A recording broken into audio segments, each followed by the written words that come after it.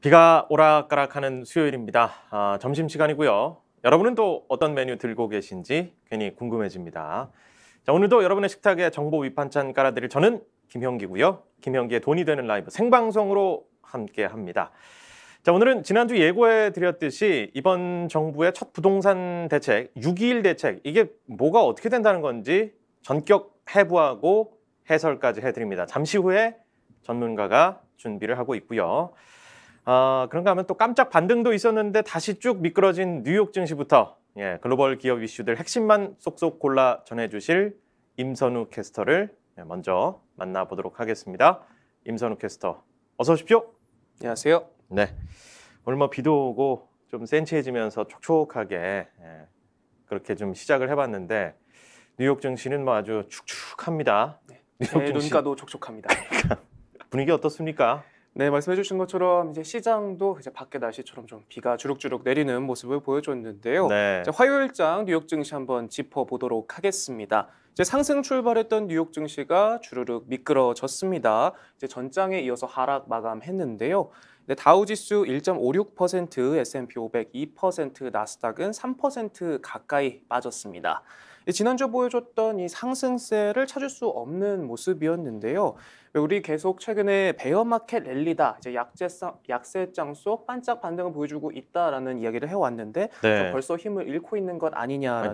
정말 너무 깜짝이었어요. 깜짝 잠깐 반짝하고 요 정도 그러니까 찰나의 순간 깜짝도 아니고 깜매에서 끝나버려서 네, 너무 맞습니다. 좀 답답합니다 이게. 네. 예. 그래서 이제 실망스러운 경제 지표들이 계속해서 나오면서 음. 반등세에 김이 빠졌다라는 분석들이 나오고 있거든요. 네. 그래서 이날 경제조사기관이죠. 컨퍼런스 보드가 발표한 6월 미 소비자 신뢰지수가요. 지난해 2월 이후에 최저치를 기록을 했습니다. 네. 그래서 전월 103.2보다 크게 떨어진 98.7을 기록하면서 16개월 만에 바닥을 찍었는데요. 특히 소비자들이 예상한 향후 12개월 기대 인플레이션은 8%로 지난달 7.5%보다 높아졌는데 이게 1987년 조사가 시작된 이후 최고치를 찍었습니다. 자꾸 안 좋은 건 최고치고 좋은 맞습니다. 건 최저치고 이거 참 쉽지가 않습니다. 비가 내리고 있는데요. 그러니까 전해드릴 때마다 이게 참 죄송스럽기도 하고 좀 희망적인 소식을 애써 찾아보려 하지만 이게 쉽지가 않습니다. 네. 네. 그래서 이제 이런 경제 지표들을 보면 소비자들의 비관적인 경기 전망이 이제 수치에서도 확인이 되고 있다라는 분석이 나오면서 시장이 조금 흔들린 모습을 보였습니다. 네, 시장의 답이 사실 이제 뭐 경제도 심리다라고 하잖아요. 주식도 네. 심리, 소비자 심리도 위축이 됐다는 건 확실한데 그렇다면 전문가들은 이 시장에 대해서 어떻게 좀 바라보고 있는지 정리해 주시죠. 네. 이제 보스턴 파트너스 글로벌 리서치의 마이크 멀레이니 본부장은요. 네. 이 지난주 부진한 경제 지표들이 연준의 금리 인상을 늦출 수 있을 것이다라는 역설적인 주장이 나오기도 했지만 이제 이날 발표된 높은 기대 인플레이션이 이제 나쁜 뉴스는 그냥 나쁜 뉴스다라는 현실을 보여줬다라고 지적을 했습니다. 네. 그리고 또 인디펜던트 어드바이저 얼라이언스의 최고 투자 책임자는요. 지금 우리는 경제의 변곡점에 있다라고 분석하면서 경기 침체를 피할 수 있다면 지금 주식시장의 가치는 적정하겠지만 경기 침체에 진입한다면 아직 바닥을 치지 않았을 것으로 예상한다라고 이야기하면서 아이고야. 그 끝이 어디인지 가늠할 수 없다라는 표현을 좀 했습니다. 그러니까요. 뭐 바닥은 신도 모른다 그런 얘기도 하긴 하는데 네. 일단 이 전문가들은 이게 바닥이 아닐지도 모른다는 암울한 전망을 또 내놨다는 거고요. 네. 자, 요즘 시장의 키워드가 이제 뭐 경기 침체인데 이 증시가 계속된 약세장을 벗어나기까지 이제 상당한 시간이 걸릴 것이라는 분석을 또 내놨다고요. 네, 맞습니다. 이제 웰스파고가 세계 2차 대전 이후 11회에 걸친 S&P 500 지수 약세장을 조사를 했는데요. 네.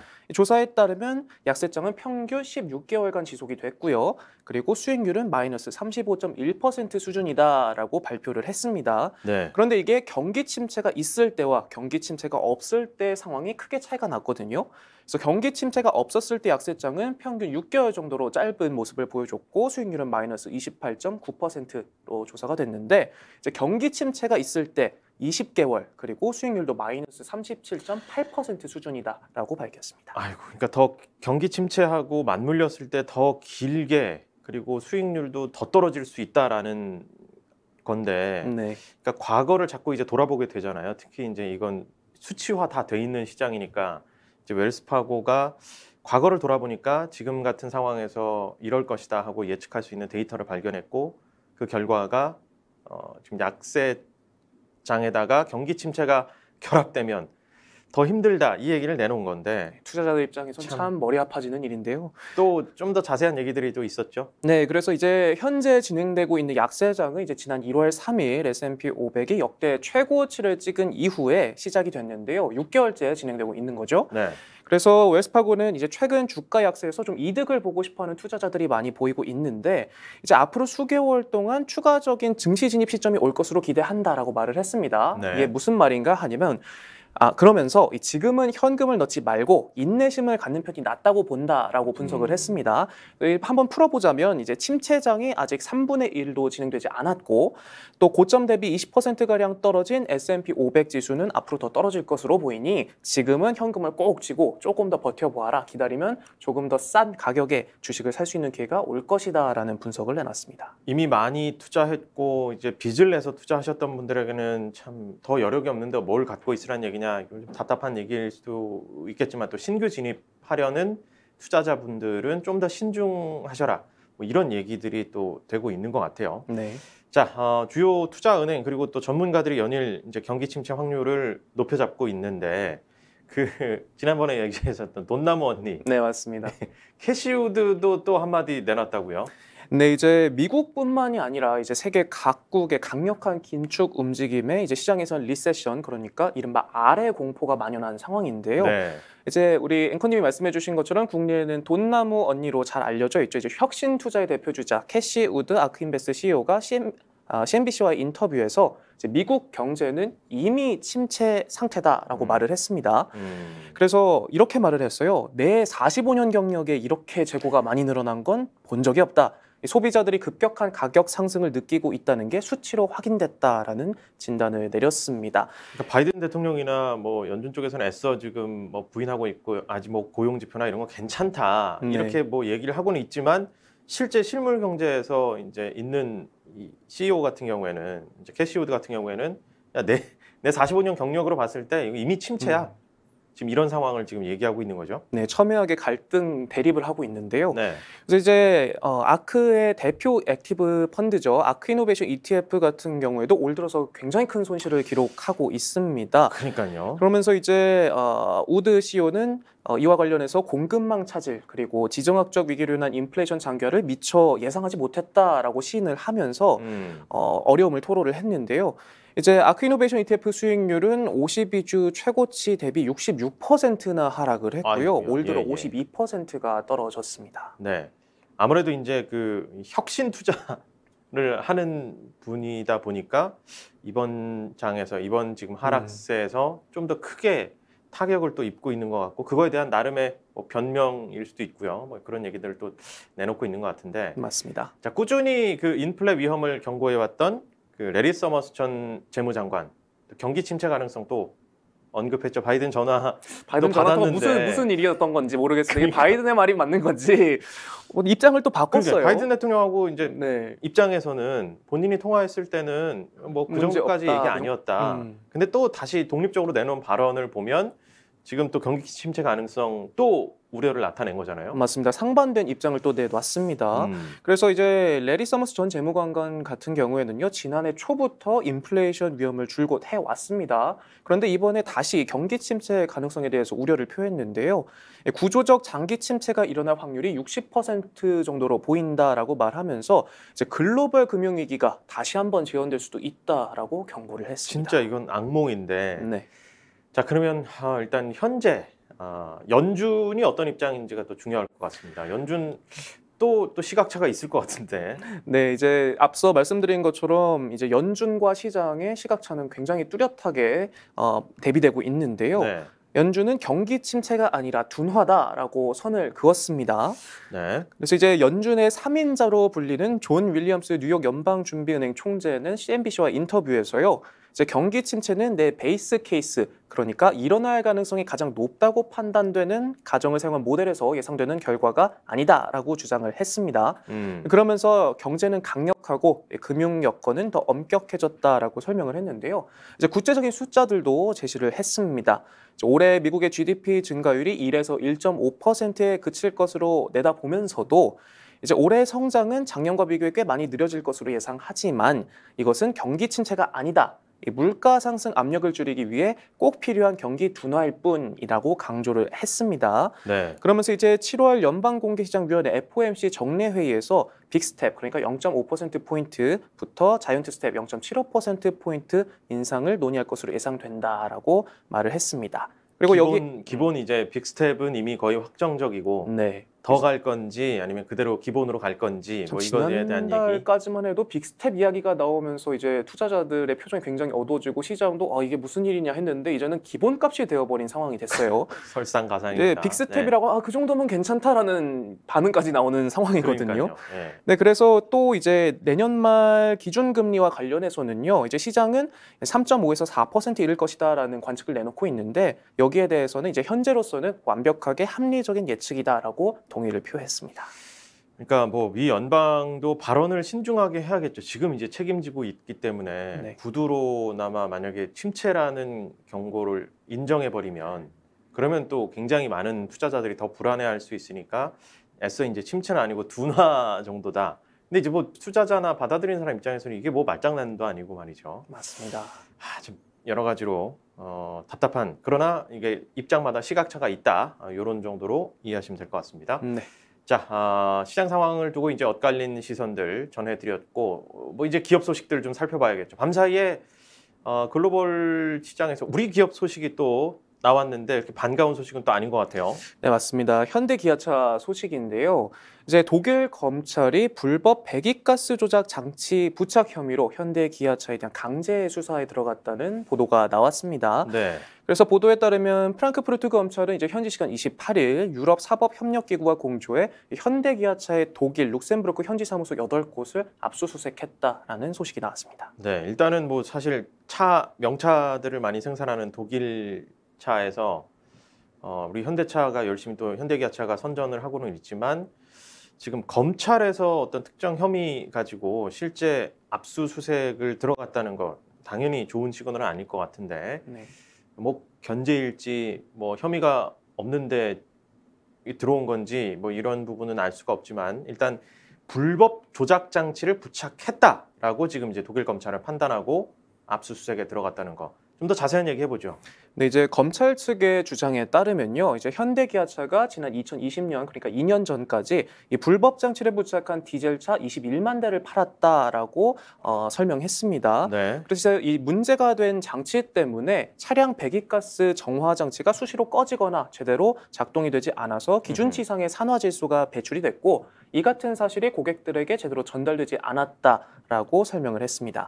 그래서 이제 적발된 차량은 현대 기아차의 전 모델 중에 1.1리터, 1.4리터, 2.2리터 등 디젤 엔진이 부착된 차량으로 알려졌고요. 네. 또 해당 장치를 만든 보르크바르너 그룹, 그러니까 보쉬의 모회사죠. 그룹도 조사망에 함께 올라왔습니다. 그래서 이에 대해 현대차는 이제 압수수색 사실을 인정하고 수사 당국에 적극 협조하고 있다고 밝혔는데요. 그래서 아까 앵커님이 앞서 짚어주신 것처럼 이게 뭐 견제를 나서는 것인지 아니면 어떤 상황인지에 대해서 이야기를 나눠봤는데 이제 최근 독일뿐만 아니라 세계 각국에서 이제 친환경 에너지에 대한 관심이 커지면서 이제 기존 내연기관이라든지 디젤과 같은 배출가스와 관련해서 굉장히 큰 규제를 걸고 있어요. 유럽 네. 같은 경우에는 이제 2030년 내연기관차 판매를 중단하겠다라고 선언을 하기도 했고요. 네. 그리고 또 독일 같은 경우에는 과거에 폭스바겐의 디젤 게이트 사건까지 있었기 때문에 그거 더 난리 났었죠. 민감한 예. 사안이라고 생각이 되는 것 같아요. 그래서 최근 이제 현대차가 우리 앞서 지난번에 미국에서 굉장히 전기차로 선전하고 있다, 폭발적인 인기를 끌고 있다와 같은 여러 가지 호재들을 전해드리기도 했는데 이처럼 전기차 진출에 박차를 가하고 있는 상황에서 조금 그 파장을 일으킬 수 있는 소식이 나온 것 아닌가라는 생각이 좀 듭니다. 그러니까요. 현대기아차 전 모델 지금 이제 디젤 엔진 차량, 그러니까 그 검사 대상 대수가 21만 대면 적지 않은 부분이고 맞습니다. 디젤 엔진 부착한 전 모델이라고 하니까 이게 만약에 인정된다면 참 현대기아차도 굉장히 큰 타격을 입을 수 있는 건데 저는 이제 개인적으로 조금 이해가 안 되는 게 네. 사실 이제 유럽 시장에서 그 디젤 엔진에 대한 그 기준이 굉장히 엄격하기로 정평이 나 있었잖아요. 뭐 유로 맞습니다. 6, 뭐 기준이 많았는데 그 기준을 다 통과해서 어쨌든 차량이 판매됐을 텐데 그렇죠. 그때는 이 불법 조작 장치가 뭐 없었던 건지 발견이 안 되도록 잘 숨겼던 건지 이게 어떤 상황에서 지금 갑자기 그 2020년까지 판매됐던 것 중에 이렇게 나왔다라고 하는 건지 검찰이 자 이런 부분은 조금 이제 밝혀질 부분들이 있을 의아한 것 부분인 같아요. 것 같습니다. 자, 네. 관련 소식이 또 하나 있죠. 뭐 신차 품질이 요새 나온 신차 품질이 또 최악이다. 뭐 이런 진단이 나왔다고요? 네, 맞습니다. 이제 공급망 문제로 이제 부품난이 극심해지면서 이제 신차 품질이 크게 떨어지고 있다라는 분석이 나왔습니다. 그래서 CNBC는 미국 자동차 시장 조사 기관인 JD 파워의 2022 초기 품질 조사 결과를 인용해서 이같이 보도를 했는데요. 네. 이제 올해 신차 품질이 11% 저하된 것으로 평가됐다라고 보도를 했습니다. 그러면서 이제 부품 공급 부족 그리고 운송 지연, 전 세계 교역망 악화 같은 이 공급망 차질이 복합적인 품질 저하를 불렀다라고 설명을 했는데요. 이제 종전 기록이 3%대였다는 점을 감안하면 역대 최악의 수준이라고는 평가가 나왔습니다. 이제 특히 올해 조사에서는요, 이전 평균치에 비해서 품질이 떨어진 모델이 4배나 많았고요. 이제 지난해보다 품질이 개선된 브랜드는 33개 가운데 9개에 그쳤습니다. 중고차 시장에서 지금 이제 뭐 신차 이상으로 막 값이 네. 올라가고 하는 게 뭐 오히려 그 모델이 더 사랑받고 뭐 이런 것도 있고 오히려 그 다음에 나온 모델보다 이게 더 괜찮다라는 어떻게 보면은 이제 그런 판단을 하는 것도 물건이 있었는데. 없어서 중고차를 샀는데 내 차가 더 이거보다 나을 수 있겠다라는 그러니까요. 아이러니한 상황이 좀 이게 펼쳐지고도 신차 취소 있습니다. 사태도 요새 있고 네, 맞습니다. 좀 여러 가지 그리고 혼란스러운데 번외이기도 한데요. 이제 최근에 일본 도요타 같은 경우에는요, 최초로 내놓은 전기차가 고객들에게 전부 인도가 되기도 전에 리콜을 들어갔어요. 네. 그래서 참 체면을 구기는 사태도 있었는데, 아니 어설프게 지은 밥을 그냥 내놓은 거네요. 네, 맞습니다. 그래서 이 같은 사건 사고들이 최근에 들어서 이제 공급망 문제, 특히나 중국의 코로나19로 인한 봉쇄 조치 때문에 교역망이 막히고 항공부터 이제 항만까지 이 백길까지 막히면서 이제 많은 완성차 업체들이 울며 겨자 먹기로 일부 부품을 뺀 다운그레이드된 모델을 내놓기도 하고 있거든요. 예. 그래서 이런 문제들이 조금 불거지고 있는 것 같습니다. 값이라도 좀 합리적으로 조정이 돼야 되는데 또 어쨌든 부품값, 원재료 값이 올라갔으니까 값은 또 계속 차값은 올라가고 오를 대로 있고. 오르고 있습니다. 야, 이게 참 차 사기 네, 좋지 않은 시기인 것 같습니다. 자, 맞습니다. 구체적으로 순위가 어떻게 나왔습니까? 네, 한번 순위를 살펴보면요. 이제 품질 부문 순위를 보면 제너럴모터스, 산하, 뷰익과 쉐보레가 각각 1위와 3위를 기록했고요. 네. 스텔란티스의 다찌가 2위로 그 뒤를 이었습니다. 그런데 여기서 또 반가운 이름이 등장을 하는데요. 이제 현대차의 제네시스가 고급차 부문 품질 개선 순위에서 1위에 이름을 올렸습니다. 일단 독일에서는 지금 디젤 엔진 관련해서 막 압수수색 들어오고 조금 전망이 좋지 않은데 품질 순위에서는 또 현대차 제네시스는 괜찮게 또 평가를 받았다. 이건 네. 호재 악재가 다 있네요. 네. 자, 그러면 이제 그 임선우 캐스터의 마음을 항상 들었다 놨다 하는 우리 머스크 형의 테슬라는 어땠습니까? 오랜만에 나온 이름이네요.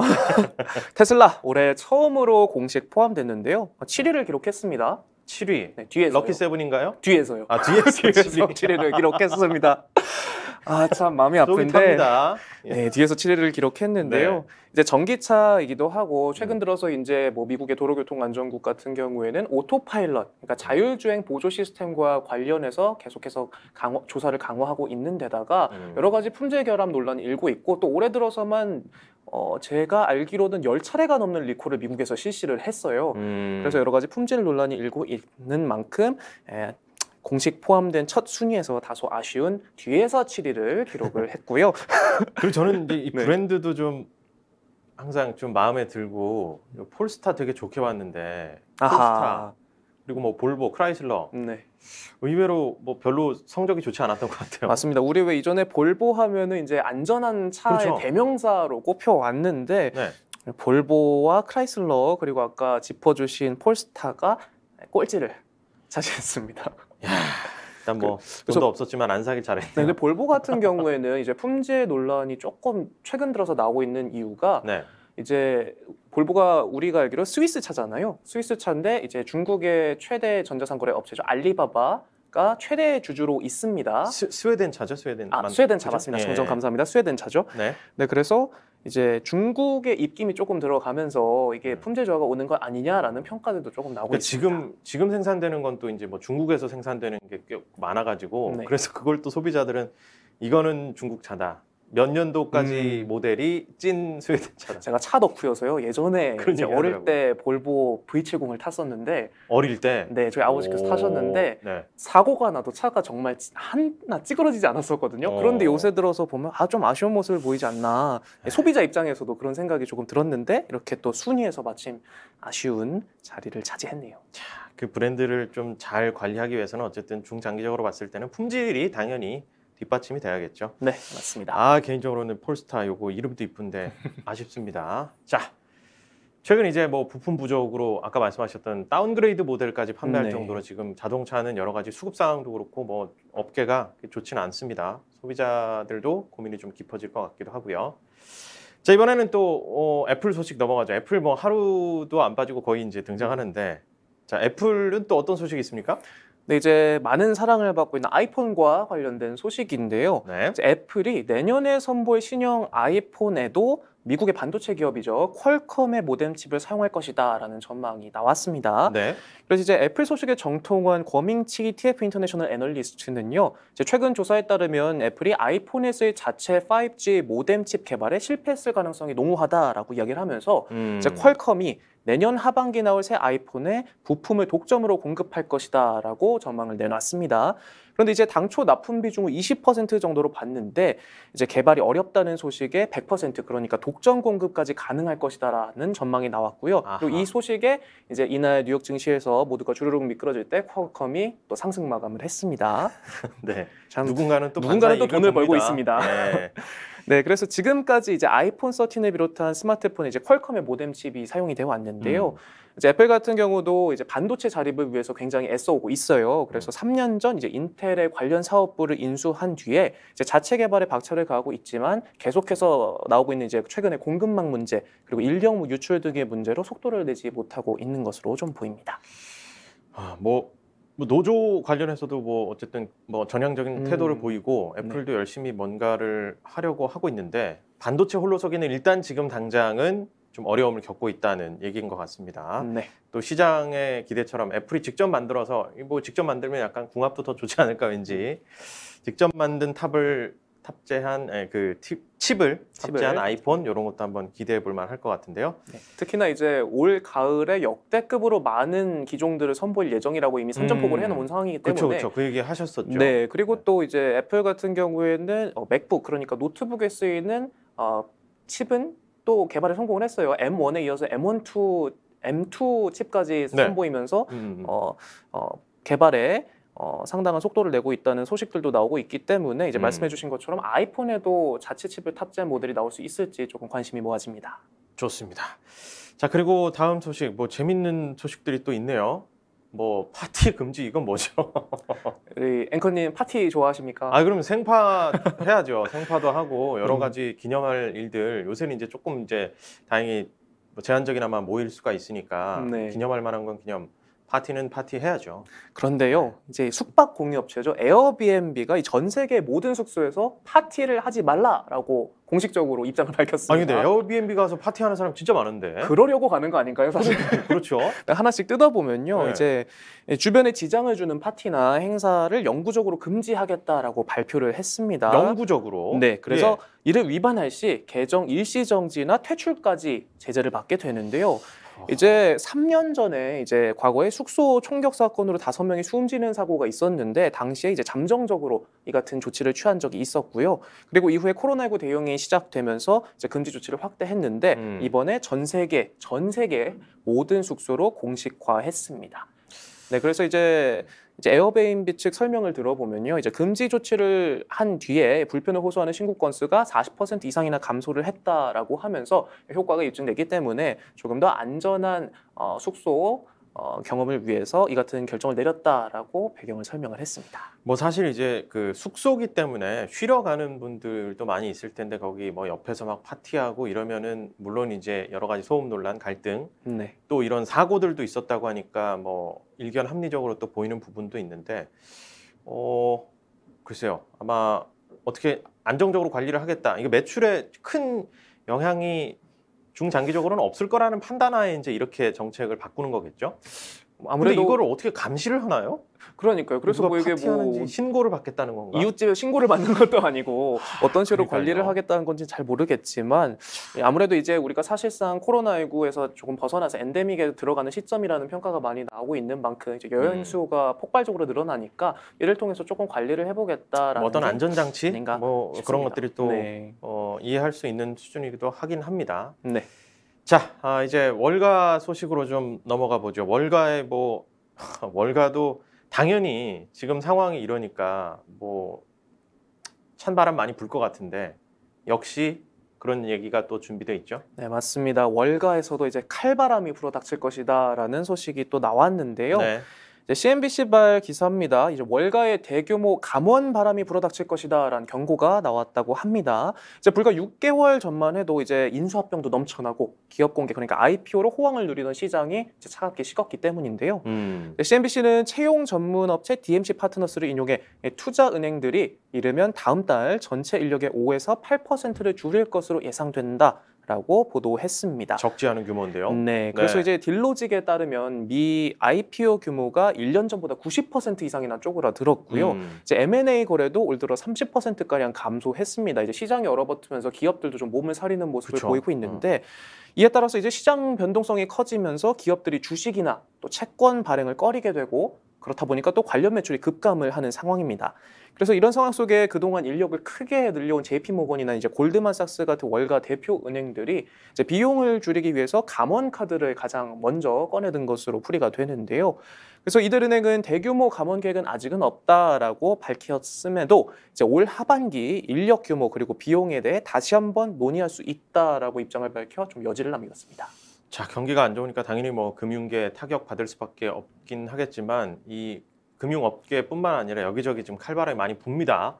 자, 그런데 이제 미국에서는 인플레이션 수당이라는 걸 지급하기로 했다. 뭐 이런 소식도 있네요. 네, 맞습니다. 이제 미국 캘리포니아 주에서요. 고물가에 대응하기 위해 주민들에게 현금을 지급하는 인플레이션 구제 수당을 도입을 했습니다. 그래서 블룸버그 기사에 따르면요, 게빈 뉴섬 주지사와 주의회는 이제 소득 수준 그리고 부양 가족에 따라서 최대 $1,050, 우리 돈 135만 원까지 차등 지급하는 내용의 구제 패키지에 합의를 했다고 합니다.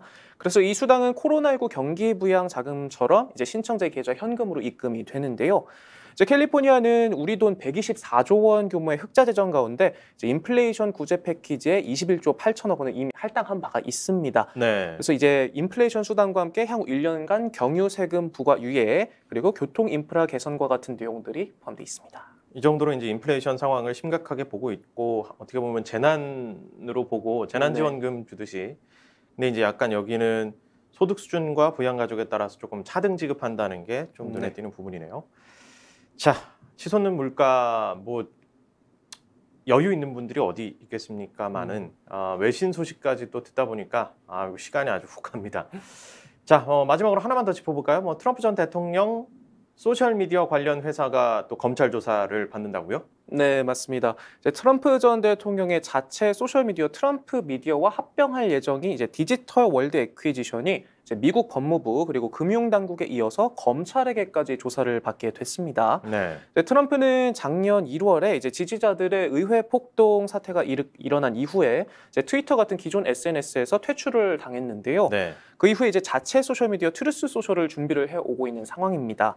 그런데 이제 월스트리트 저널이 트럼프 미디어와 합병을 준비하던 디지털 월드 애퀴지션이 투자자들로부터 자본을 조달하기 전인 작년 초에 이제 트럼프 전 대통령과 회사의 최고 경영자가 만난 사실이 있다라고 보도를 하면서 이제 증권법 위반 가능성이 제기되면서 각종 조사에 시달리고 있는데요. 네. 그래서 이제 트럼프 미디어는 디지털 월드 애퀴지션하고 스펙 합병을 통해 뉴욕 증시에 우회 상장할 예정이었는데 이제 전방위적 조사로 좀 제동이 걸린 상황이다라는 기사가 나왔습니다. 이건 뭐 불행인지 다행인지 지지자들에 따라 좀 다르긴 하겠지만 이제 트럼프의 SNS 정치하다가 당분간은 예. 조금 시간이 더 걸릴 것이다라는 내용이었습니다. 좋습니다. 오늘도 뭐 재밌는 소식 여러 가지로 잘 짚어주셨네요. 같이 인사드리면서 끝내죠. 우리 임선우 캐스터는 여기서 인사합니다. 조떼꾸알 알죠? 예. 네. 좋습니다. 조떼꾸알. 첫대꾸알. 김현기의 돈이 되는 라이브 생방송으로 함께하고 계십니다. 예고해드렸던 대로 불안한 임대 시장에 관해서 얘기 좀 짚어보겠습니다.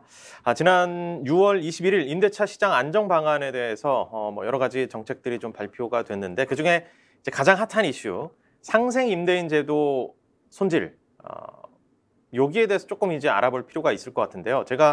저도 이제 노트북을 접고 오늘 문답을 이렇게 쭉 계속해서 봤는데 잘 모르겠습니다. 이해하기 참 어렵습니다. 그래서 전문가 리얼리치 에셋의 황주현 부동산 컨설턴트와 좀 더 자세히 짚어보도록 하겠습니다. 어서 오십시오. 네, 반갑습니다. 봐도 모르겠어요. 네. 그렇죠. 검은 네. 것은 글씨요, 흰 것은 네. 공백이고. 네, 네. 일단 6월 21일에 부동산 대책, 네. 윤 정부의 첫 대책이 나온 건데 그렇죠. 부동산 시장 안정화 그리고 뭐 정상화 이런 네. 표현도 썼는데 일단 임대차 3법 개선안 내용들이 좀 눈에 띄고 그 중에서도 상생 임대인 제도 네. 많은 분들이 관심을 갖고 있습니다. 네. 자 일단 세부 추진 과제가 좀 저희가 자료로 좀 준비가 된 것 같은데요. 네. 어떤 식으로 나와 있는지 좀 한번 보겠습니다.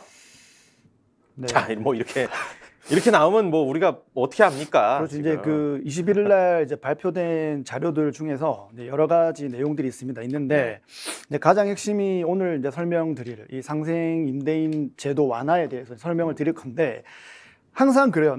이 국가에서 발표를 할 때는 길게 안 씁니다. 저렇게 딱 짧게 핵심만 간추리기 때문에 그거를 이제 풀어서 해석하는 건 다 저희 몫이거든요. 그래서 근데 전문가가 필요합니다. 그렇죠. 일반적으로 이제 부동산에 아무리 관심이 있더라도 계속 주시하고 있지 않으면 이런 것들을 좀 해석을 하거나 좀 풀어가기가 어려운 부분이 있는데 그래서 좀 부린이 분들 입장에서 제가 한번 네. 쉽게 한번 설명 제가 드려보겠습니다. 하나하나 이제 아주 눈높이 저도 네. 어차피 모르기 때문에 네. 궁금한 거 많이 물어보겠습니다. 또 네. 다음 장도 뭐가 있었던 것 같은데 네.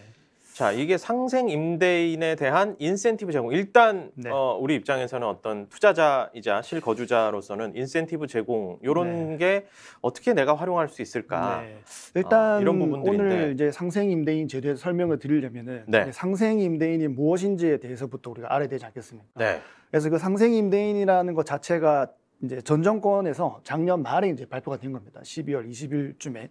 그래서 거기에 처음 발표됐을 때 나온 이제 상생 임대인이 어떤 것이냐에 대해서 설명을 한 거고 그러니까 지난주에 발표된 정책은 작년에 발표된 상생 임대인 제도를 조금 더 이제 완화를 했다라고 보시면 돼요. 그래서 작년에 발표된 거는 저게 발표가 되긴 했지만 정말 뭐 이런 표현을 써도 될지 모르겠지만 정말 발표를 안 하니만 못한 쓸데가 없는 아하. 정책이었다. 그래서 그런 정책을 가지고 이번에 더 완화를 해주면서 우리가 이제는 좀 주목해 볼 필요성이 있다라는 부분인데 그래서 상생 임대인에 대해서만 제가 간략하게 좀 설명을 드리고 뒤에 이어가는 질문들을 통해서 좀 더 네. 자세히 좀 설명을 드려볼게요. 네네. 상생 임대인이라는 것 자체가 그겁니다. 우리가 2017년 파리 대책에 나오면서 그 1세대 1주택도 조정 지역에서는 비과세를 받기 위해서는 2년 거주를 했었어야 되는데 그 2년 거주하는 부분을 이제 완전히 완화를 시켜준 겁니다. 그래서 내가 거주를 하지 않고 임대를 주더라도 이제 직전 임대차 계약에서 5% 이내로만 인상을 하고 임대를 계속 주게 되면 나는 2년 실거주를 안 해도 2년을 거주한 것처럼 인정을 해서 비과세를 해주겠다라는 개념이 일단은 상생 임대인 개념이다라고 보시면 될 것 같아요. 이제 네. 5%만 올리는 거 요거는 이제 우리가 다들 좀 어느 네. 정도 알고 있고 네네. 이제 임대차 보호를 위해서 네네. 그렇게 이제 조금 상승폭을 너무 네. 급격하게 가져가지 않도록 하는 이제 네. 상생 임대인들에게 네. 이제 혜택을 주는 그런 네. 부분들이었는데 자 그러면 이제 상생 임대 주택으로 네. 편입돼서 네. 가지고 가면 모든 보유주택 그러니까 아마 다주택자들도 좀 해당이 되는가 이 부분이 이제 또 궁금한 부분 첫 번째로들 많이 꼽아주시는 것 같아요. 네. 그 양도세 비과세 거주 요건이 2년에다가 장기 특별 공제 네네. 해가지고 거주 요건 2년 이런 게 다 면제되는 거냐? 네네. 다주택자도 그러냐? 네. 이 얘기인 것 같은데 네네. 어떻습니까? 그래서 아까 제일 처음 나온 뭐 자료들을 보면서 우리가 뭐 설명할 수도 있지만은 그 자료 자체가 너무 복잡하기 때문에 이제 이렇게 질문을 하나씩 제가 받아보면 네. 일단 상생 임대인이라는 제도 자체가 딱 이제 목표가 되는 게 일단 1세대 1주택만 가능한 겁니다. 원래는. 근데 이게 이번에 완화가 되면서 다주택자도 내가 집을 다 팔고 마지막 최종 주택을 상생 임대인 주택으로 조건을 맞추게 되면 그것조차도 상생 임대 주택으로 봐서 비과세를 해주겠다라는 거죠. 그러니까 어허, 1세대 1주택으로 그러니까 집을 가지고 계시면서 내가 월세나 살고 전세를 살 수도 있지 않습니까? 그런 분들은 원래라면은 그 내가 가지고 있는 주택을 비과세를 만들기 위해서는 결국은 나중에 임차인을 내보내고 내가 들어가서 2년 실거주를 해야 되는데 1세대 1주택은 이제 그런 부분이 없어진 거고 다주택자 같은 경우는 내가 뭐 주택을 3채를 갖고 있다, 4채를 갖고 있다 이렇게 되면 현재는 다주택자들도 최종 주택 같은 경우에는 앞에 있는 주택을 다 팔고 마지막 주택을 2년을 거주를 해야 비과세를 줬는데 이 상생 임대인 제도를 맞게끔 그 조건을 맞춘 주택에 한해서는 마지막 주택도 내가 비과세를 해도 그러니까 거주를 하지 않아도 비과세를 주겠다라는 개념인 거죠. 네. 그럼 이제 주택 임대 시장의 공급이 조금 더 풀릴 수 있게끔 이렇게 유도를 하는 정책인 것 같은데 결국에 그렇습니다. 이제 임대인을 조금 보호하는 그런 정책의 취지가 있는 것 같은데 임대차 계약으로 인정받기 위한 조건 이제 그 부분이 이제 가장 좀 그렇죠. 궁금한 부분이 될 것 같아요. 네네. 아까 직전 임대차 계약 네. 대비 임대료 5% 이하 이거 얘기하셨는데 네네.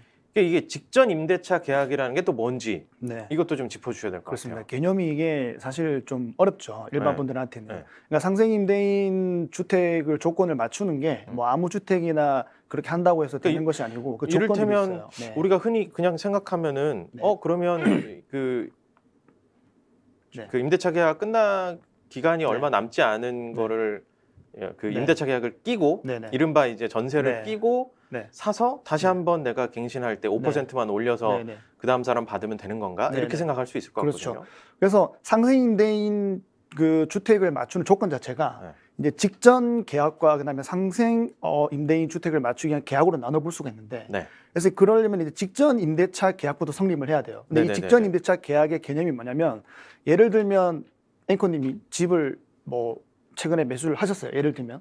근데 보통은 우리가 세입자가 있다 보니까 그 세입자를 승계를 해서 우리가 보통은 매매를 하게 되죠. 근데 이 승계를 받은 세입자하고 처음 맺는 계약은 내가 주택을 사고 나서 처음 맺는 계약은 직전 계약으로 보지 않고 이게 이제 직전 계약으로 보고 그 다음에 한 번 더 맺는 계약이 이제 상생 임대인 주택을 맞추기 위한 계약으로 보는 겁니다. 그러니까 쉽게 설명하면 이 뒤에 좀 있으면 기간이 나오겠지만 2024년 10월 31일까지 내가 주택을 매수해서 승계를 받았으면 그 임차인과 2번을 계약을 해야 상생 임대인 주택을 맞출 수 있다라는 개념이죠. 근데 만약에 내가 주택을 매수를 했는데 이제 신축을 매수를 했다. 그러면 이제 처음 들어오는 세입자가 있을 거 아닙니까? 그 세입자하고 맺는 계약은 이제 직전 계약이 되는 거고 그 세입자와 계약 기간이 뭐 1년 6개월에도 2년이 끝나고 나서 새로 맺는 계약이 이제 상생 임대인 주택을 조건을 맞추기 위한 계약이 되는 거죠. 여전히 이렇게 설명을 들을 때는 알 것 같은데 이게 참 복잡한 부분들이 조금 있어서 좀 더 자세하게 여쭤보겠습니다. 직전 임대차 계약, 그러니까 상생 임대차 계약에 넘어갈 때 그 조건에 부합하는 걸로 넘어갈 때 그럼 그 직전 임대차 계약 맺었던 그분하고 동일하게 꼭 가야 되는 건가요? 아니면 다른 분이 또 전세로 들어와도 괜찮은 건가요?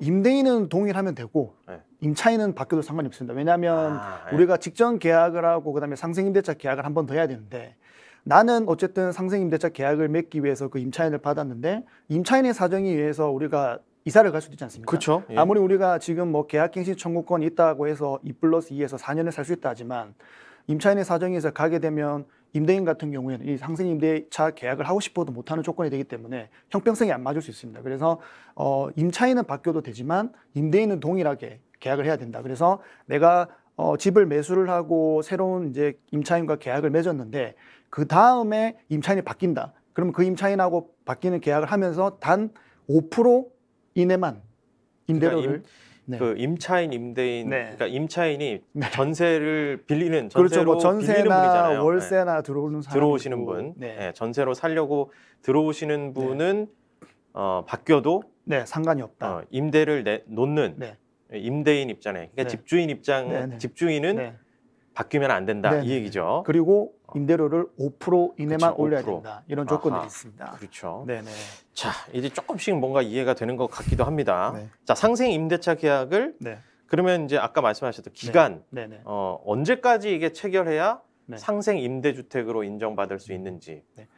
왜냐하면 이게 뭐 2024년 12월 31일 이렇게 얘기를 하니까 네. 그러면 좀 넉넉하게 이따가 생각해도 되는 거 아닌가? 뭐 이렇게 또 생각이 되기도 하거든요. 그렇죠. 이제 그렇게 생각하실 수도 있는데 네. 우리가 뭐 이 상생 임대차 계약을 무한정 주면 좋겠지만은 당장은 또 뭐 그럴 수가 없는 사정이다 보니까 이제 기간을 둔 건데 작년 말에 처음 이제 상생 임대인 제도가 나왔을 때는 지금보다도 이제 조건이 더 이렇게 넓지 않았고 좀 더 이제 빡빡했었죠. 근데 그런 조건으로 했을 때 원래 1년이었습니다. 그래서 올해 말까지였는데 네. 이번에 정책이 발표가 되면서 이 기간을 2년을 더 연장을 시켜줬어요. 그래서 작년 12월 20일부터 해서 이제 2024년 12월 31일까지 상생 임대차 계약을 맺으면서 계약금만 받으면 그러고 나서 내가 2년만 임대를 주게 되면은 이제 상생 임대차 계약으로 보게 되는 거죠. 그래서 기간이 우리가 2년을 남았다라고 이제 생각을 하지만 네. 이 상생 임대인 조건을 맞추기 위해서는 아까 말씀드린 것처럼 직전 계약이라는 게 있어야 되지 않습니까? 아, 그러니까 밑바탕이 되는 그렇죠. 앞에 다른 계약이 있어야 그가 5% 상승했는지가 그렇죠. 보이니까. 그렇죠. 근데 그 계약을 생각해 보면 네. 또 그 다음 계약 2년을 빼고 생각을 해야 되네요. 지금 2024년 그렇죠. 12월 31일 마지노선이지만. 그렇죠. 그래서 보통은 우리가 계약을 하게 되면 2년 다니지 않습니까? 그렇죠. 근데 우리가 직전 계약은 최소 1년 6개월을 해야 돼요.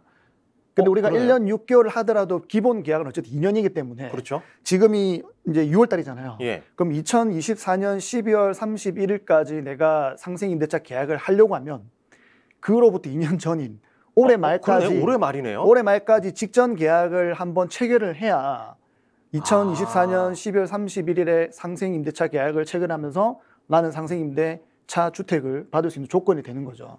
아하, 네. 그렇겠네. 이제 이해가 됩니다. 네네네. 그래서 이제 뭔가 빨리 움직여야 된다. 부동산 시장에서 이제 그렇습니다. 이런 움직임들이 있다는 거네요. 네네. 그러면 이게 그 계약갱신 청구권 있잖아요. 우리 네네. 임대차 3법 이제 많이들 알고 계실 텐데 한 번 더 계약할 네. 때 네. 그죠? 그 만약에 안 한다고 집주인이 네. 하더라도 할 수 있게끔 만든 의무 네. 조항인데 네. 그거를 이제 집을 전세에 살고 계신 분이 네. 한 번 더 요구할 때 네. 계약갱신 청구권을 활용해서 한 번 더 갱신하려고 할 때 그때 계약도 상생 임대차 계약으로 편입될 수 있는 건가요? 그렇죠. 왜냐하면 어허. 어차피 계약갱신 청구권을 사용을 하더라도 우리가 임대료는 5% 이내까지만 올릴 수가 있거든요. 그렇죠. 예, 그리고 이 제도 자체가 어쨌든 그 시장에 좀 이 전세 물량, 임대 물량, 월세든 전세든 임대 물량을 좀 내놓는 게 목적이기 때문에 우리가 계약갱신 청구권도 그렇습니다. 우리가 계약갱신 청구권이 2+2지 않습니까? 네. 근데 2년을 살고 계약갱신 청구권을 행사를 할 때 음. 그거를 거부할 수 있는 거는 주인이 들어가서 실거주를 할 경우에는 그걸 거부를 할 수가 있어요. 네. 근데 그렇게 되면은 뭐죠? 전세 시장에 또 매물이 물량이 없어지는 그렇죠. 거죠, 없어지는 그게. 개념이기 때문에 네. 1세대 1주택 같은 경우에는 굳이 비과세를 만들려고 기존에 잘 있는 임차인이 실거주하려고 들어가서 내보내지 말고 상생 임대인 인정해 줄 테니 계약갱신 청구권 행사를 하면은 그대로 진행을 해라라는 뜻입니다. 그래서 이제 계약갱신 청구권에 따른 행사를 하더라도 상생 임대차 계약이 가능하고 더불어서 이제 임대사업자 주택도 있지 않습니까? 임대사업자들 같은 경우는 지금 보통 이제 한 10년 정도 이렇게 임대사업을 주고 계신데 이제 거기도 임대료를 상한을 하더라도 우리가 5% 이내거든요. 근데 이분들 같은 경우는 10년 동안 그렇게 임대를 주면서 공적 의무도 많이 다 하지 않습니까? 그래서 이분들조차도 예를 들면은 뭐 상생 임대차 계약의 조건에 뺀다라고 하면 또 형평성이 안 맞기 때문에 이런 임대사업자 주택 같은 경우에도 마지막에 다 팔고 마지막 남은 임대사업자 주택이 있다면 그리고 그 주택이 지금 시기에 상생 임대차 계약을 조건을 또 갖춰 놓는다면은 향후에는 비과세를 받을 수 있다. 그렇게 보시면 될 것 같습니다. 네. 조금씩 이해가 되긴 합니다. 임대사업자 쉽진 않죠. 분들까지도 그러니까 네. 뭐 여러 이해관계자들이 다 있겠지만 네. 일단 세입자 입장을 가장 많이 이제 네. 생각하자면 이제 네. 물량이 어느 정도 좀 그대로 유지되거나 그렇죠. 네. 자꾸 없어지지 않도록 하는 그 부분을 중점을 둔 거고 네. 또 임대사업자나 또 다른 다주택자들도 네. 어느 정도 좀 그 활로를 모색할 수 있게 네. 약간 규제가 조금 네. 완화됐다. 그래서 비과세라는 부분이 이게 정책이 딱 발표되고 나서 보면 이제 뭐 다른 분들은 어떻게 보실지 모르겠지만 이게 굉장히 큰 어떻게 보면 혜택입니다. 왜냐하면 우리가 어쨌든 비과세라는 거는 이제 12억 1세대 주택 같은 경우는 12억까지만 맞추면 세금이 하나도 없다는 얘기인데 네. 우리가 세금을 내는 거하고 안 내는 거하고 천지 차이거든요. 근데 이 비과세를 주면서 우리가 거주를 안 해도 된다라고 하는 것은 그만큼 내 생활 반경을 딴 데 두고도 불편하게 큰 이런 환경을 바꾸면서까지 입주를 안 해도 되는 부분이기 때문에 이런 조건이 맞춰주게 된다라고 하면 굳이 입주 안 해도 되시는 분들은 입주를 안 하는 분들이 많거든요. 그래서 이런 부분들도 분명히 임대차 시장에 조금 안정을 가져오는 부분들이 있다라고 생각을 합니다. 네. 네. 좋습니다. 직전 임대차 계약. 네. 예. 말씀하신 대로 아까 그 직전 임대차 계약에 따른 의무 임대 기간을 1년 6개월 이상 말씀하셨었고 그다음에 상생 임대차 계약에 따른 의무 임대 기간 2년. 네.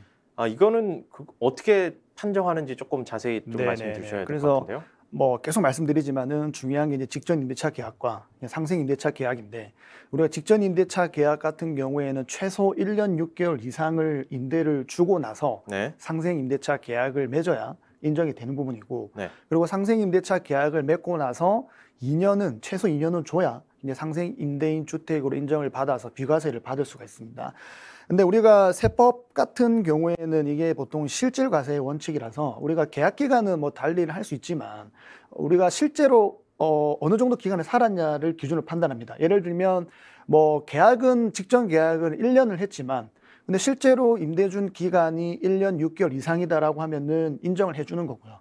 계약할 때는 사실 1년 네. 해도 묵시적으로 그냥 그렇죠. 뭐 나가라고 안 네. 하면 그냥 사니까 그렇죠, 그렇죠, 그럼 그렇죠. 실제 임대 기간은 다를 수도 있다는 그렇죠. 거니까. 다를 수도 있는데 아하, 예를 들면 1년을 뭐 임대를 직전 임차 계약을 주고 아하. 묵시적 갱신에 살고 있는데 뭐 임차인이 변경이 된다. 근데 그 임차인이 최종 기간을 따져봤더니 뭐 1년 6개월 이상이다. 이렇게 되면 이제 직전 임차 계약이 되는 거고. 똑같이 이제 상생 임대차 계약도 실제 기간을 따집니다. 우리가 뭐 계약은 1년을 할 수 있지만 실제 산 기간이 2년이다라고 하면 그 실제 산 기간으로 하기 때문에 여러분들이 정확하게 기억하실 거는 물론 우리가 또 실무에서 그렇게 하다 보면 뭐 계약 기간을 그렇게 또 어렵게 쓰진 않습니다. 사실 굳이 막 이렇게 맞춰야 되지 않는 이상. 근데 그런 상황들이 있다라는 것을 좀 염두에 두시고 중요한 거는 어쨌든 실제로 내가 임대를 준 기간 그리고 실제로 임차인이 살았던 기간을 기준으로 직전 임대차 계약과 상생 임대차 계약을 기간을 판단을 한다라고 좀 보시면 될 것 같습니다. 네. 그리고 아마 이거 이제 금리가 자꾸 네. 올라가고 하다 보니까 네네. 이제 부담되는 분들 뭐 주택담보대출이나 대출이 네네. 있어서 대출이자가 부담스러워서 월세로 전환하시는 분들도 네네. 있잖아요. 네네. 그럼 이제 전세에서 월세로 아니면은 또 뭐 월세에서 전세로 전환하는 경우에 네. 이게 또 임대료 5% 이하로 인상했다 아니다를 네. 이건 또 어떻게 판정합니까? 맞습니다. 안 그래도 잘 말씀해 주셨는데 요즘에 이 대외적인 경제 상황이 좋지가 않아요. 네. 좋지가 않아가지고 이 금리 영향도 있다 보니까 아무래도 이 전세 대출을 이용하는 저가주택 시장에서는 이제 월세로 또 전환을 많이 하다 보니까 또 그런 와중에 이런 상생임대주택이라는 제도가 나오다 보니까 뭐 방금 말씀 주신 것처럼 그런 5% 이내에 대한 계산을 하는 부분에 대해서 좀 고민들을 많이 할 수가 있는데 예. 일단 설명을 좀 드리면은 민간임대주택특별법 뭐 제44조 제4항에 따른 산정률을 활용하여 계산한다고 적혀 있는데 네. 쉽게 말하면 이게 이제 전월세 전환율이라고 표현을 합니다. 이제 그 전월세 전환율을 어떻게 계산을 하느냐 그러면 우리가 연 10%와 그리고 오늘 날짜 기준으로 뭐 기준금리가 있다면 그 기준금리에다가 2%를 더한 것 중에서 더 낮은 비율을 이제 전월세 전환율을 보거든요. 네. 근데 우리가 뭐 보통 아무리 기준금리가 높아진다 하더라도 거기에다 연 2%를 더한다 하더라도 우리가 이제 뭐 10%까지는 10%까지는 안 가죠. 예. 가지 않을 거라고 생각하기 때문에 네. 쉽게 생각하면은 현재 있는 연 기준금리와 2%를 더한 그게 되겠죠. 오늘 날짜로 따진다면 오늘 한 1.75 정도 이제 기준금리 되는데 거기다가 2%를 더하면 3.75%죠. 네. 그 3.75%가 이제 전월세 전환율이다라고 보시면 되겠고 이제 그거를 가지고 계산을 하는데 자, 이 계산하는 거는 요즘에는 여러분들 투자를 하실 때도 되게 좀 편하게 하셔야 돼요. 우리가 편하게 하셔야 되기 때문에 네. 굳이 이런 걸 내가 계산하려 하지 마시고 요즘에 얼마나 좋습니까? 네이버에다가 전월세 전환율 계산기 맞춰도 메인에 뜹니다. 그래서 그런 걸로 그냥 좋네요. 계산을 해보시고 입력을 해보시면 딱 바로 나오거든요. 산수 관련해서는 네. 저는 저 자신을 안 믿거든요. 네, 그래서 네. 그냥 손쉽게 하시고 그래도 저희가 설명은 드려야 되니까 한번 좀 설명을 드려보면 예를 들면 이제 뭐 전세 보증금이 3억 원인 주택이 있어요. 예. 3억 원인 주택을 우리가 5% 이내로 올린다라고 하면은 계산해 보면 3억 1,500 아닙니까? 그렇죠. 3억 1,500에서 우리가 월세 보증금을 5천만 원 기준으로 해서 음. 거기에 대한 전월세 전환율을 계산을 해서 이제 월세를 주겠다고 했으면은 3억 1,000에서 우리가 월세 보증금이 5천만 원이잖아요. 네. 5천만 원을 빼면은 2억 6천 정도 되지 않습니까? 그렇죠. 2억 6천이죠. 거기에다가 이제 전월세 전환율을 곱하는 거죠. 거기에다 전월세 전환율을 곱해서 나누기 12를 하면 네. 월세가 나옵니다. 그래서 굉장히 어렵기 때문에 다시 한번 말씀드리지만은 여러분들이 그냥 네이버에 이거는 전월세 계산기 뭐 또는 전월세 전환율 이런 거 치시면은 네. 나오기 때문에 그냥 바로 계산을 해보시면 된다라는 말씀을 드릴게요. 근데 이런 거를 있다라는 게 아셔야 여러분들이 이거를 직접적으로 맞닥뜨렸을 때 계산을 하실 수가 있으니까 네. 제가 예를 설명을 드렸지만은 그렇죠. 편하게 그리고 뭐 하시면 누가 됩니다. 혹시 이제 공인중개사도 네. 실수해서 잘못 얘기할 수도 있으니까 네, 네, 뭐 네. 이런 정도의 어떤 계산 산식, 네. 그러니까 상식처럼 조금 이제 알고 있다가 네, 네. 이런 거 아니에요 하고 네. 얘기하면 아무래도 좀 더 한 번 더 네. 체크할 수 네, 있으니까 어차피 실수를 좀 그분들도 다 막을 수 있을 계산기로 것 하기 같아요. 때문에 네. 그렇게 보시면 됩니다. 좋습니다. 네. 자, 그러면 이제 시장에서 이걸 어떻게 받아들이고 있느냐, 이게 네. 또 중요할 것 같은데 네. 임대차 시장 안정화 그리고 뭐 부동산 정상화 대책이기 때문에 시장에서 어떻게 그런 대책 효과가 있을 것으로 받아들이고 있나요? 안정감이 좀 주어지고 있나요? 어떻습니까? 실제 필드에서는. 실제 필드에서도 그렇습니다. 이게 어쨌든 목적이 임대차 시장의 안정을 위한 정책이기 때문에 그 반응이 뭐 일부 조금 바로 나왔다고 볼 수 있는 게 뭐 저희 이제 고객분들 같은 경우도 올해 입주를 해야 되는 아파트들이 있었어요. 여러 손님분들 중에서. 네. 근데 그런 것들도 말씀을 드렸지만 1세대 1주택자들 같은 경우에는 뭐 여러 가지들 때문에 우리가 비과세도 있지만 입주를 해야 되는 상황이 있다 보니까 네. 다 원래 입주 계획을 잡고 있었습니다. 그쪽으로 해서. 근데 이 정책이 딱 나오고 나서 이제 그 다음 날부터 바로 노선을 바꾼 게 좋다. 그럼 입주를 안 하고 바로 임대를 줘서 올해 말 정도 이제 입주가 되니까 바로 임대를 주고 나는 상생 임대인 조건을 맞춘 다음에 2026년도쯤에 이제 매매를 하겠다, 매도를 하겠다라는 계획을 짠 거죠. 그래서 실제로 기존에 있는 주택을 매수하는 것들은 이런 여러 가지 기간이나 이런 것들 좀 맞춰봐야 되지만 네. 뭐 올해 한 말에서 내년 한 초 정도까지 입주하는 아파트들, 신축 아파트들 같은 경우에는 이런 경우가 많을 겁니다. 그래서 실제로도 전월세 시장에도 좀 안정을 기하는 부분이 있다. 왜냐하면 그렇지 않고 모두가 우리가 입주를 다 한다라고 하면은 아무래도 좀 임대차 시장에서 공급 물량도 사라지고 사실 임대차 시장에서 가장 그 안정을 줄 수 있는 공급 물량들이 신축이 나올 때거든요. 그래서 그런 부분에서 볼 때는 좀 시장의 안정화가 되는 부분이 어느 정도 있고 실제로도 그렇게 움직임이 나타나고 있다라고 좀 보시면 될 것 같습니다. 자, 일단 뭐 네. 집을 신축 들어갈 계획을 하셨던 분들은 이미 이제 뭐 행복한 네. 고민이시고 그럼요. 네. 이제 특히 비과세 혜택을 위해서 좀 약간 이제 억지로 다소 이제 직장하고 멀더라도 네. 이른바 몸테크 한다면서 네. 꼭 들어가려고 네. 했었어야 됐는데 네. 그러지 않아도 되는 이제 상당한 그렇죠. 거주 의무가 많이 이제 해소가 된 거니까요. 그런 반가운 소식으로 받아들일 수도 있을 것 같은데 또 다른 이제 일반적인 그 투자자 입장에서는 이게 어떤 기회로 받아들여야 되는가? 네. 이른바 이제 뭐 갭 투자의 기회에도 생각을 하는 분들이 보통 이제 뭐 전문 투자자가 아니라 네. 뭐 실거주와 투자 같이 이제 생각을 네. 하니까 네. 그죠? 어떤 분들이 조금 유심히 바라봐야 될까요? 그렇죠. 우리가 이런 또 정책이 나오게 되면 아무래도 뭐 이렇게 임대 시장에도 관련 있는 사람들 거기에 맞춰서 보겠지만 또 투자에 관련된 사람들은 또 이런 걸 투자 관점으로 많이 보거든요. 네. 그래서 이 정책들을 보게 되면 뭐 어쨌든 1세대 1주택을 위한 거기 때문에 우리가 다주택자들은 사실 이 제도가 크게 뭐 영향이 있거나 이거를 활용할 수 있다고 보기는 어렵습니다. 왜냐하면 상생임대주택을 맞추기 위해서 내가 가지고 있는 주택들을 어쨌든 정리해야 되니까. 정리를 해야 되니까. 예. 근데 그런 거는 조금 웬만해서는 어렵다고 보고 1주택자들 1주택자들 같은 경우에도 어차피 1세대 1주택만 되기 때문에 현재 가지고 있는 주택을 내가 뭐 실거주를 하고 있지 않으면서 임대를 주고 있다면 이제 상생임대 주택을 어떻게 조건을 이 6개월 안에 맞춰서 직전 계약을 맞추고 할 것인가에 대해서 좀 고민을 해볼 수 있는 부분이고 그래서 1주택자들도 뭐 투자적인 측면으로 당장 지금 가지고 있는 분들 접근하기 힘들 수도 있지만은 이제 무주택자들 분들 같은 경우에는 뭐 이런 제도가 아니더라도 항상 이제 우리가 투자적인 부분에서 좀 관심을 많이 가져야 되는데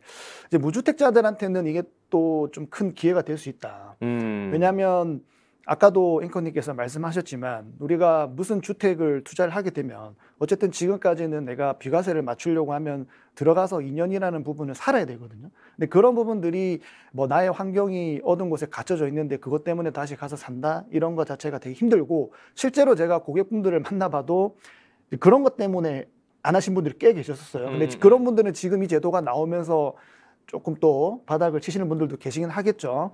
그래서 항상 투자는 현재를 대응해 나가면 해야 되는 부분인데 네. 그래서 무주택자들 같은 경우에는 어차피 비과세, 그러니까 내가 거주를 하지 않고도 내가 투자를 해놓고 나면 이 자산이 불어가면서 나중에 매매를 하면은 차익을 실현할 수 있는 아주 간편한 부분이 있기 때문에 좀 기회를 보시면 될 것 같고 그래서 상생임대 조건을 맞추려고 하면은 처음에 말씀드렸지만 올해 말까지 직전 계약을 한번 하시고 또 2024년 말까지 상생임대차 계약을 한번 하셔야 되니까 이 남은 6개월 안에 조금 부지런히 다니셔가지고 뭐라도 이제 하나 하셔야 된다는 좀 말씀을 드리겠고 네. 근데 그런 걸 하실 때도 우리가 어떤 방향으로 하느냐가 좀 더 효과적인 투자를 하는 게 좋지 않습니까?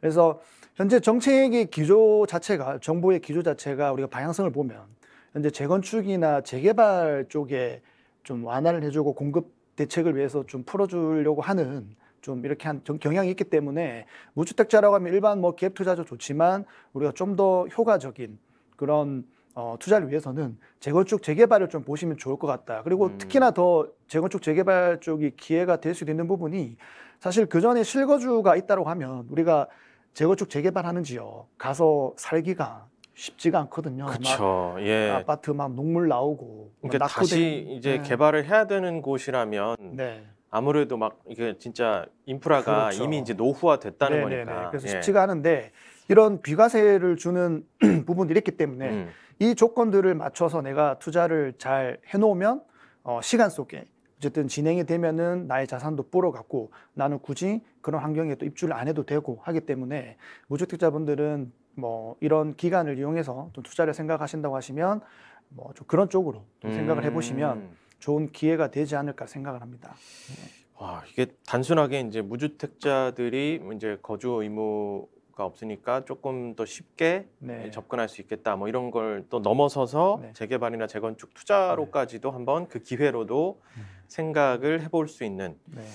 그런 제도군요. 네. 근데 아마 그 지금 이런 내용을 말씀을 드렸지만 좀 관심 있으신 분들은 이게 나온 지도 한 일주일 정도 됐고 네. 아마 공부를 좀 하신 분들은 어느 정도 개념이 있으시겠지만은 전혀 이제 뭐 관심이 있지만 불인이 정도 수준 되신 분은 아직까지 이게 어떤 내용인지 잘 모르실 수도 있거든요. 예. 그래서 좀 더 많은 공부를 하시고 그리고 제가 뭐 상생임대차 주택 계약을 맞추기 위해서는 올해 말까지 직전임대차 계약을 해야 한다고 했기 때문에 이게 투자를 하더라도 지금 6개월 정도밖에 시간이 없어요. 그리고 뭐 잔금하고 뭐 하다 보면 실제로는 그렇죠. 한 3, 4개월 정도인데 네.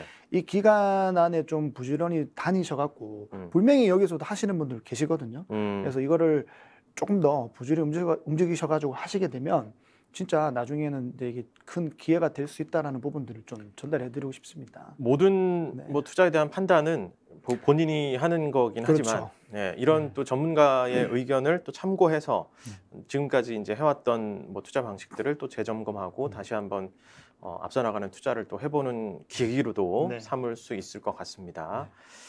리얼리치 에셋의 우리 황주현 부동산 컨설턴트와 함께했습니다. 오늘 뭐 같이 인사드릴까요? 그럴까요? 기도가 네. 촉촉하게. 촉촉하게. 오늘 예. 습해가지고 오늘 더 이렇게 촉촉하게 잘할 수 있을 그리고 거예요. 약간 좋아요, 댓글, 좋아요, 구독, 댓글. 알림 설정 좋아요. 예, 이렇게 알겠습니다. 한번 조댓구알 제가 네. 약간 조댓구알하고 네. 외치면 네. 여러분 해설을 네. 좋아요, 댓글 이런 거 아주 최대한 촉촉하게 한번 최대한 촉촉하게 부탁드리겠습니다. 알겠습니다.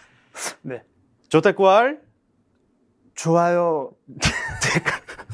너무 촉촉한가요? 네, 너무 죄송합니다. 죄송합니다. 무리를 일으켰네요. 네, 예. 죄송합니다. 좋아요, 댓글, 네, 구독 알림 설정 부탁드리도록 예. 하겠습니다. 우리 하던 대로 해야 되겠네요. 네, 죄송합니다. 네. 아무튼 김영기의 돈이 되는 라이브 오늘은 황주현 컨설턴트와 함께 인사합니다.